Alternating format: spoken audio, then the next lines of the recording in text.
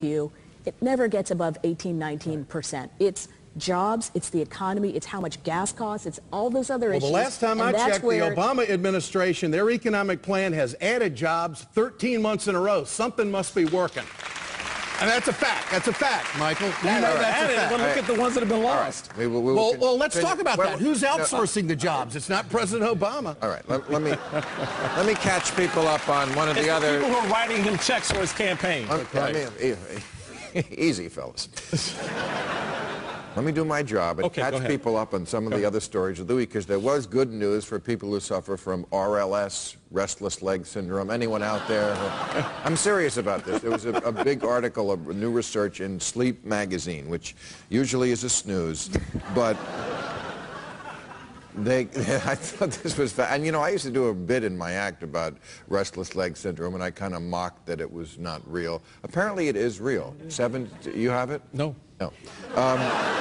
7 to 10% of Americans, have they just twitchy leg, they can't get to sleep at night. Well, the researchers found out that, you know what cures it? Orgasms. And they don't even have to be orgasms that come from actual sex. It can come just from masturbation. Which, so where are you going? What I'm saying is that America above the table. What I'm saying. Ed. I didn't know. What I'm saying. Yeah, I didn't either. What I'm saying is Americans would rather be on a drug regimen than go to the trouble of masturbate. They are too lazy to even masturbate. And there are some other. The pharmaceutical companies have noticed how lazy we are. Here are some of the other products they have. Overweight but no time for diet or exercise? Try Peripherol, the drug that gives you tunnel vision so you can only see part of your body in the mirror. The excess pounds just disappear because you can't see them. Love to eat but exhausted by all that chewing? Try Digestinox, the spray that instantly dissolves solid food while it's still in your mouth. With Digestinox, take a vacation from mastication. How many times has this happened to you? You're lying on your side and you'd love to turn over and lie on your other side, but who has the time? Well, now, thanks to Rolaids, Rolaids works with your inner ear to make you think you've actually rotated yourself 180 degrees on your fat axis.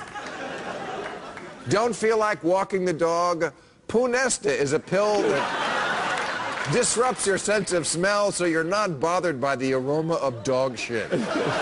Breathe easy with Punesta. Okay. All right, let's bring out Ursula. You can have those as your souvenir.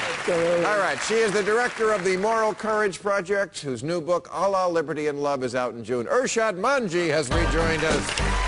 There she is. How are you? See you again. What is the name of your think tank there? The Moral Courage Project. Well, you deserve that title. You have a lot of moral courage. And what do you think moral courage means in that case? Well, being a lesbian Muslim would start. That would be very courageous.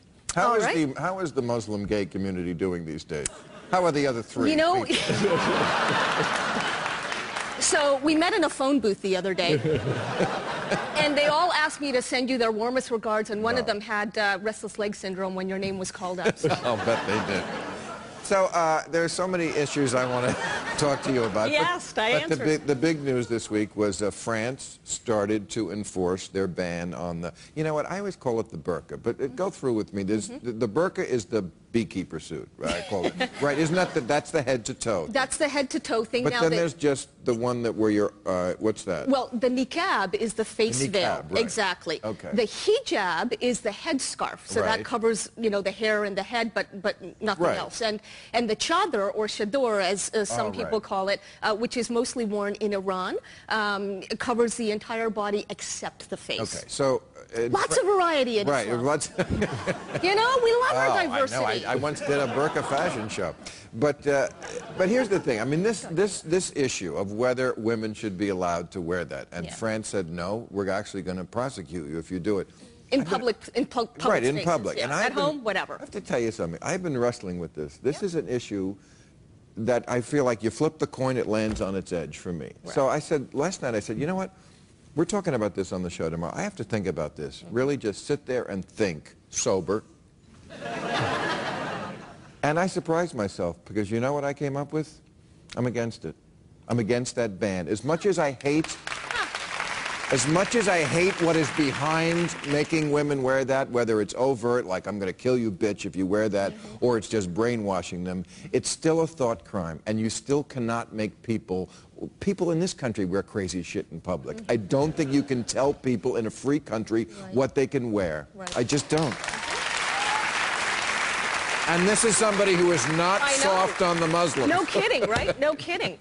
Listen, Bill, for any civil libertarian, and I'm one of them as well, you know, this is a dilemma. Because on the one hand, as a proponent of individual liberty, I want to be able to defend Muslim women who say that they freely and voluntarily choose to wear the veil. I'm pro-choice. I get that. Here's the problem for me, at least, that the veil represents a wider culture, a tribal, a parochial, a patriarchal culture that winds up actually taking more choices away from women and men than it gives. And so I have to ask myself... I agree with all that. I have to ask myself, what is the greater good for the greater number, okay? And in this case, I have to say, I think it is banning the veil in public spaces. Keep in mind, and this is for your viewers and not just you, that, you know, nobody is banning it in a private space like the home. It's out in public.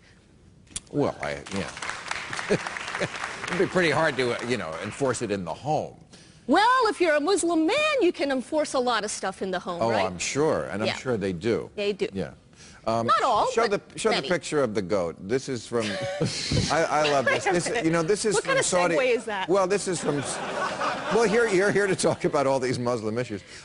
This is from Saudi Arabia. They actually have. I mean, it's about repression and what makes people sexually deviant. When you put off limits normal sex. This is an actual, I guess it's like a beauty contest they have in Saudi Arabia. Those are Saudi men taking pictures of a goat's ass. Now, in their defense, that is a nice-looking goat.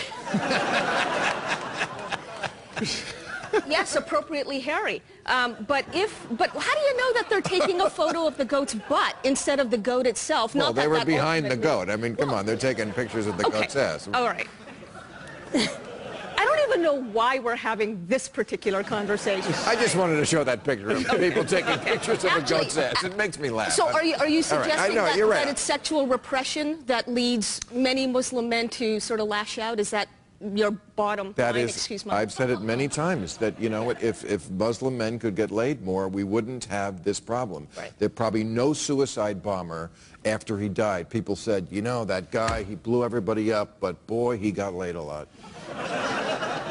So this brings me to another piece of the analysis, a very serious piece of the analysis that I want you to consider. So, you know, when I talk about tribal culture, okay, in particularly Arab tribal culture, women are considered the vessels of shame for the entire society. In other words, it is women and women alone who are supposedly responsible for upholding the reputation of the entire family. Right, they project that on men, like if we see any part of you, we can't control ourselves. See, and why would you just, again, you literally took the words out of my mouth in this case, Bill, because... Sorry. No, it's quite all right. I'm glad you did, because it helps me make my point a little bit quicker, which is that men in these societies are therefore turned into children. They're basically let off the hook for their choices, you see, so that there's not even any pressure in many, if not most, Muslim households on men to actually follow what the Quran guides them to do, that if your hormones are going to swing out of control at the sight of a woman, actually lower your gaze.